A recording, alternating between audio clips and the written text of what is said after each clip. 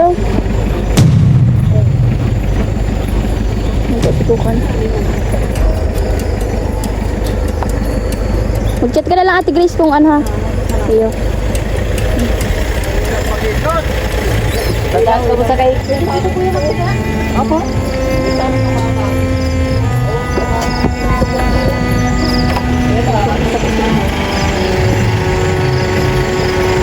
Gato na lang ano, check mo yung Iyo. papaulit yung matigyan.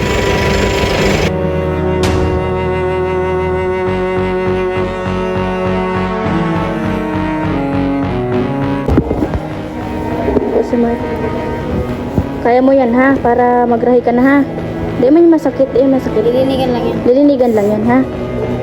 Iyo. Yan si mama mo oh. Yan po si Mark.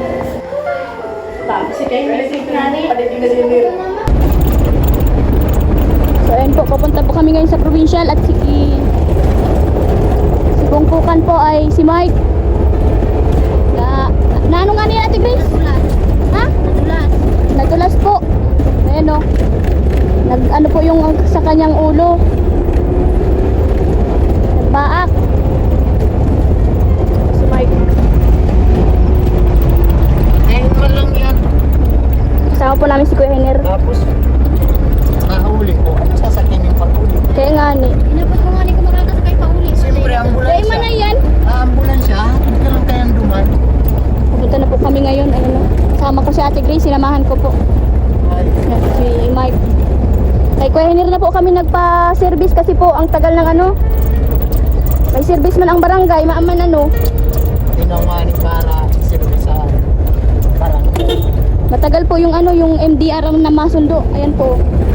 Kay Kuya Henner na lang po. Buti na lang nandito si Kuya Henner.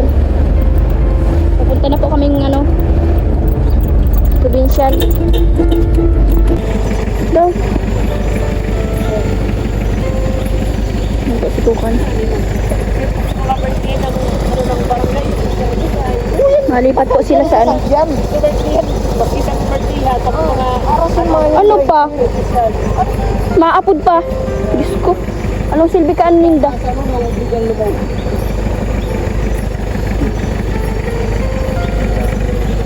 Nasunod po kami ni Kuya Henner. simula yung birthday, ano sama-sama sila. Ang mga gano na uyan yung din para gamitin. Ay magdarag ng ano, vehicle eh. Sana yung sa vehicle na lang po sana. Ano pong pangalan ni Mark? Mark. Oh, K or C? K or C? Mark. Matulap po. Apula? Akula. Apula? A-C-U-L-A. Bumalik tumama. Ilang taon na taas? 8 po. Taga Puro 4 ano? Ayan po. Hindi pa yan. Maikot ito. Maikot lang po. May maikot kalahati di. Hindi mo Marte bro. Patulak pa Yung nga ni. Ano po yung sasakyan nila. Mag-chat ka na lang Ate Grace kung ano ha. Iyo. Tagaan ka mo sa kaikot? Sa may arong ano boss? Sa may bahay dun sa taas? Oo, yung may parang ano. Di mo paturugon. Laki ito po yung magtiga? Apo? Ito sa mama. Oo, sa mama.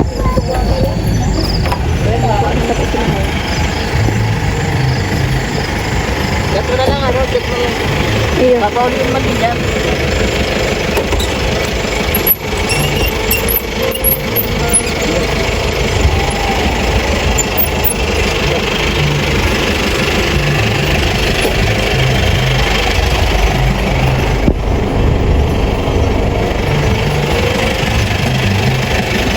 Mamaya po susunod kami pag nag-chat si Ate Grace na sunduin sila. Yan, kasi baka po kahiin lang yung ano, yung sugat nitukan. Ay ni Mike. Yan po.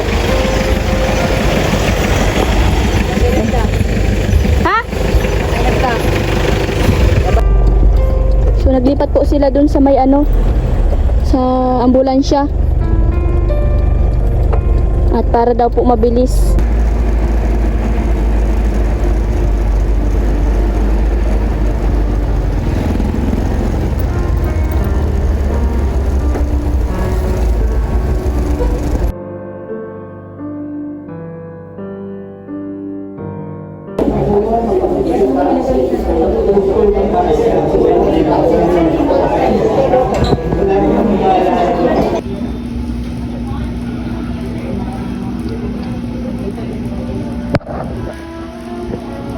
Nag-chat ka sa mga tugang mo?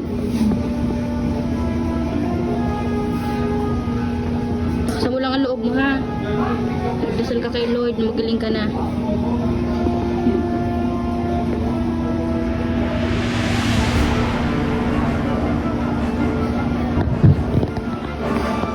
Kami sa may probinsya.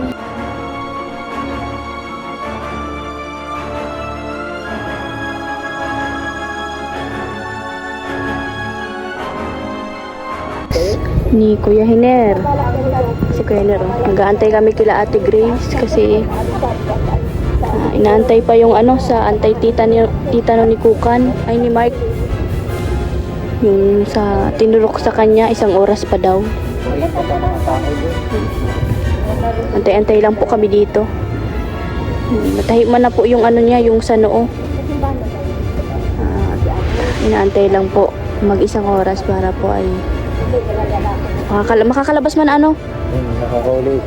Makakalabas man na din po kami. Ay, ginarapang yung mga tinilas dun sa bahay ni Kanyari. At ang tinilas niya pagkakataon. Po si Mark. Kaya mo yan, ha? Para magrahi ka na, ha?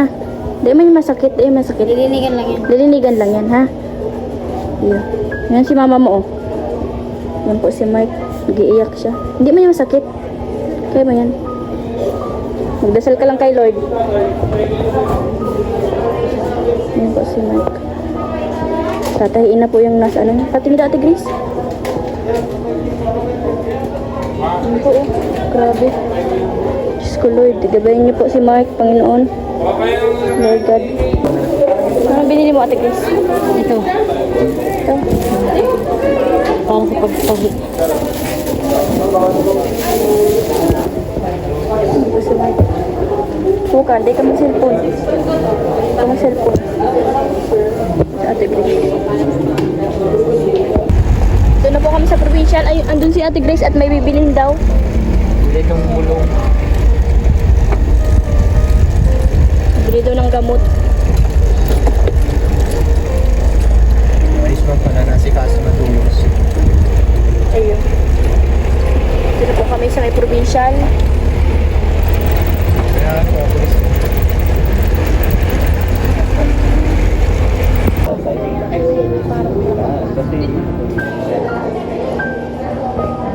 Nadulas po kasi si Mark doon sa may court. Ayan. Habang naglalakad po siya, napatama po doon sa may semento. Kaya yung noon niya po ay medyo na ano. Kaya ngayon po tatahiin po. Tatahiin daw? Tatahiin? Kabili na po si Ate Grace sa labas ng mga gamot.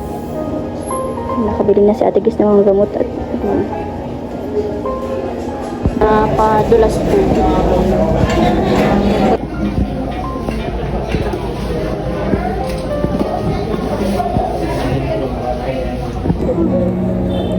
So, ayan po. Natahiin na po yung ano, yung sugat ni Kukan dito sa may noo niya. So, inaantay na lang po namin na mag 1 oras para po dun sa ano, sa antay tita nung tinurok ni Kukan. Kaantay na lang po kami dito. Dito na po ako sa labas. Sabi ko kay Ate Grace ay tawagin niya na lang ako kung may kailangan. Kasama po namin si Kahiner. Yun po ang sinervice namin. Si Tito ninyo po naiwan sa mga bata. Tsaka si Franz. Nag-alis po kami yung mga binabarbecue namin ay naiwan pa namin doon. Kaya si Tito ninyo na pinasikaso ko. At ako nagsama kay Ate Grace dito sa ano, provincial po. So, yun po, okay man na po. Inaantay lang yung ano, mag 1 oras yung tita no ni Kukan. Ni Mike. So, ayan po. po, pauwi na po kami. Ayan. Kukan, okay ka na? Ha? Ayan o. Salaman masakit. Ano yun, Ate Grace? Mga gamot, bibilihin. Ayan po, pauwi na po kami. Ayan, si Jainer. Salamat kay Kuya Henel at nandito siya. Ayan. Siya po ang aming kinuhang service ngayon. Thank you kay Lord kasi naging okay na po ang ni Kukan.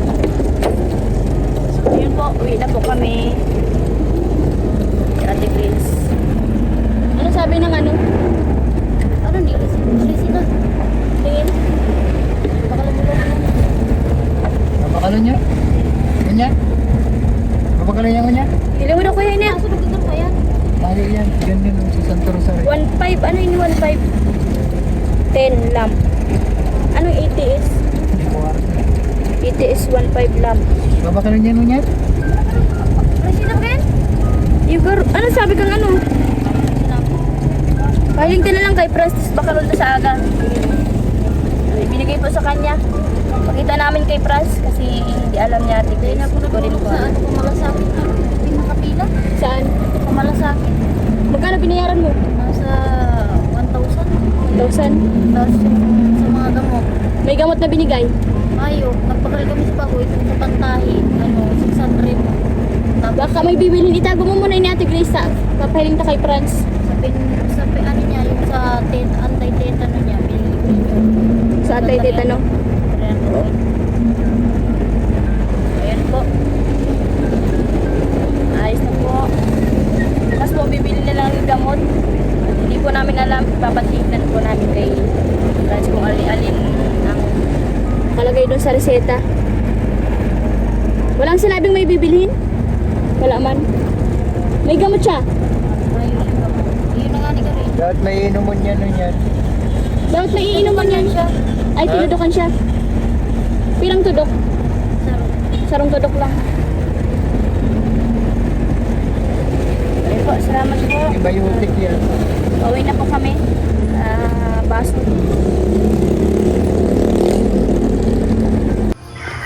Good morning mga kalinga, panibagong araw. Yan, maaga tayo ngayon dito kala Ate Grace kasi kagabi habang tayo ay nasa bahay, nag-i-edit po ng part 22 natin sa pabahay serye ay may masamang nangyari kagabi Ate Grace. Yan, kaya si Lavi nag-message agad sa akin. Pinadali-dali akong punta dito kasi pinabantayan yung bata, yung mga bata, yung si Brianna, si Kisaya. Kasi yun, anong nangyari Ate Grace? Kasi yung isang anak niya si Mark, si Kukan, ang palayaw ay Kukan, ay habang nasan kayo nun? Nasa tindahan kami sa barbecue. Nagtitinda ka nun, time na yon. Tapos si kuya ninyo, nandito pa sa bahay, nag-ano pa dito, nag-aayos. Kasi ano pa lang yun yata, madilim na ba o Dilim-dilim na. madilim-dilim na? So, anong nangyari kay Mark, Ate Grace? Naglalaro daw sila. Tapos nung paket daw siya dun sa may upuan sa stage, nadulas daw. Nadulas siya. Napatama yung kanyang ano po mga kalingap, yung kanyang noo sa gitna yun Ate Grace. Saan part dyan? Dito, bumuka yung ano niya. Bumuka. Kaya yung oras na yon nandun ka hindi mo pa alam nandun ka sa Hindi ko pwesto pa mo. alam. Kung hindi pa nagtawag yung kalaro niya na gano'n na si May nagsabi. hindi pa ako tatakbo papunta doon. Sino ang nagpunta? Si ikaw mismo ang nagpunta doon kay Kukan, pinuntahan mo. Anong eksaktong nakita mo? May ano na, may damit na sa may noo niya. May naglagay na. Tapos nagpunta kayo dito sa center, pinalinisan nyo. Nalilisan namin. So, yun nga, nagbuka yung noo ni Kuka, napatama sa semento yata yun doon sa Sa may kanto ng kanto. Grabe po mga kalingap. Yun po ay aksidente na hindi inaasahan. Talaga dahil din sa siyempre mga bata yun naglalaro, hindi mo maiwasan nagtakbo. Yun, napadapa. Napadulas pala, napadulas. So, yun, mabuti may nag-asikaso dito sa center. Meron naman at Christmas party kagabi ng mga Bukas dito kahit midwife. gabi, kaya sakto tamang-tama may naglinis agad. Pero ano sabi ng center, kailangang tahiin. Kailangan tahiin. Kaya nagpunta kayo sa Probinsya. hospital, yan po sa provincial hospital dito sa Camarines Norte. Pero ayun po. Saan kayo nagsakay, Ate Grace? Una kay Hinorio kasi Masakay sana kayo. Kay Kuya Hiner. kay Hinorio kami sumakay yung una kasi yung rescue nga matagal-tagal pa yung rescue nung Nagtawag na yung midwife. Ang inaano ko yung bata baga. Nagsakay na sana kayo kay Kuya Hiner. Tapos naglipat kayo. Naglipat kami kasi nga ipi-first aid nga si Kukan yung kanyang sa noo at baka daw may nakapasok na kung mga dumi-dumi na nilinisan pa. So, yun. Mabuti yung nurse nagtawag ng rescue. Na tawag din yung sa MDRR ba yun? MDRR na na service na pang rescue kasi sabi nga ni Kuya ninyo nag-try daw kayo magano dito sa sasakyan ng anong sabi sa inyo? Sabi Yung sa ang tawagin utility yung pang barangay na service hindi pinagamit. hindi Emergency na hindi pa pinagamit. emergency rescue kaya nga nakalagay vehicle rescue kasi nga rescue sa mga na-aksidente. Kaso hindi pinagamit po mga kalingap. May driver Kaya- naman sana kaya lang Kaya yun, mabuti agad yung rescue na tinawag ng midwife buti na kami nung ni Hinorio na nakita namin yung rescue, malapit na kami sa may sa Purok Luz na. Kaya naglipat na kayo doon. Naglipat kami kasi nga titingnan yung sugat Kaya niya. pala nagmamadali din si Labi kahapon, si Labi Daniela. Kasama si Kuya Hiner. Yan, nakasakay siya doon. At sila Ate Grace pala naglipat na sa sasakyan na pang rescue yung sa MDRR. So, yun, naghabol sila Labi. Siya yung doon, nagbantay. Kumusta? Anong nangyari? Na ipatahi ba? Tayo namin 3 tahi. Mabuti na tahi na. At yun, nakita ko din yung mga notes nyo ni Lavi. Talagang grabe din yung Anong naramdaman mo ng oras na yun, Ate Grace? Nakakapang sama ng loob kasi hindi mo akalain na dahil yan hindi ka kayang i-rescue ang mga dito. Ay ko na magsalita kasi baka sabihin nila naman Yung totoo lang sinasabi natin, baka sabihin na sinisiraan natin ng ganyan. But yun lang kasi yung nangyari Pero salamat na lang din kasi yun, yung effort ng nurse na nagtawag ng rescue. So, ito Ate Grace, ito, mga reseta. Mga reseta, tapos yung resibo namin paglabas namin kagabi to. Anong oras na kayo nakalabas, Ate Grace? Mag-aalas 10 Mag-aalas 10 na yun. Ito, hindi ka pa nakakabili. Hindi po. Ito yung ito, tingnan ko mamaya, Ate Grace, pa naglabas ako. Ako na lang mabili nito. Pag naglabas ako. Mga mga iinumin ba to? O panglagi sa sugat? Oo. Mga ganon. Kasi yun po, ang nangyari kay Mark. Mga kalingap aksidenteng hindi inaasahan. Pero dapat sa mga ganon, dapat automatic. Ganon agad Tatakbo na yun agad ng yung kung may service man yung barangay na ganyan. Kaya nakakaano din minsan. Pero lang yan, anong naramdaman mo para kay Kukan sa anak mo noong mga oras na yan? Takot, tapos yung kaba kasi bata bagay yan hindi natin maano kung ano nang nangyayari. Hindi namin inaasahan din naman ito. Kung sana naiintindihan nila na namin kagabi, sana huwag na magparatanong kung saan gagamitin. Marami pang mga tinatanong. Gagamitin. Sige na. Kung saan gagamitin, kung ano-ano, kung ano mang tatanungin. Ipagamit na lang, huwag na yung kung ano-ano pang tanong. Yan po. Yan po mga kalingap, update lang natin dito. Tala Ate Grace nangyari. Kasi ito po, hindi din inaasahan yung pangyayari po na yon. Mabuti at okay na ngayon si Kukan. Yan, tinahi na yung sugat niya. Yan, ipag-pray po natin mga kalingap na gumaling si Kukan at walang masyadong hindi okay man daw ang niya, hindi man nabagok yung ulo. Na-check na nung doktor. Chinik na siya nung 2 doktor kagabi. Hindi na nabidyohan kasi nahuli na sila Daniela.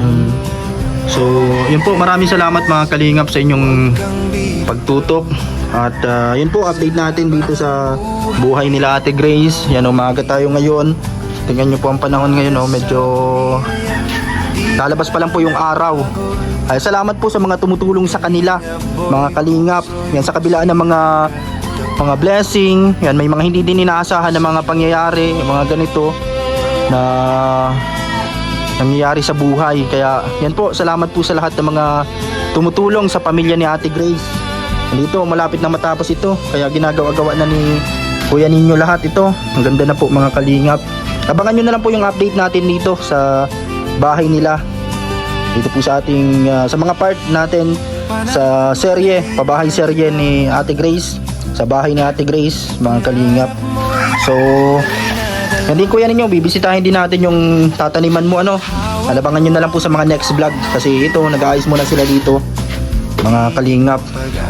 Yan. So, dito muna, abangan nyo na lang po yung ating part 23 na, ano, yung ano natin. Yan. Ito muna yung upload natin ngayong araw. Abangan nyo na lang po yung part 23. Ang pag-ibig at pag-asa para sa pamilya, para sa bayan. Tinig ng puso di magwawakas kailanman.